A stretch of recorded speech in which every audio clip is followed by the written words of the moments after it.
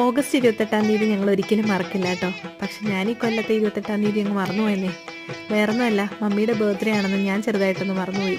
പക്ഷേ എൻ്റെ നാത്തൂൻസ് ഉണ്ടല്ലോ, അതെല്ലാം ഓർത്ത് വെച്ചിട്ട് അവൾ നേരത്തെ ഒരു കേക്കൊക്കെ ഓർഡർ ചെയ്തു.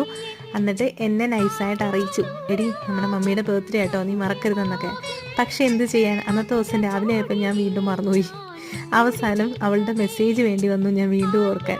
അങ്ങനെ അറിഞ്ഞ സമയത്ത് തന്നെ ഓടിപ്പിടിച്ച് ഞാനിങ്ങ് വീട്ടിൽ പോന്നു. മമ്മിക്ക് ചെറിയൊരു ഗിഫ്റ്റൊക്കെ ആയിട്ട് ഞാൻ പോകുന്നത് കേട്ടോ. അങ്ങനെ പിന്നെ ഞങ്ങൾ എല്ലാവരുടെ കേക്കൊക്കെ കട്ട് ചെയ്തു. കുറച്ച് ചിക്കനൊക്കെ കറി വെച്ചിട്ടുണ്ടായിരുന്നു, അതൊക്കെ കുട്ടിച്ചോറുമൊക്കെ തട്ടി. പാലപ്പമൊക്കെ ഉണ്ടാക്കിയിട്ടുണ്ടായിരുന്നു നാത്തൂൻസ് കേട്ടോ.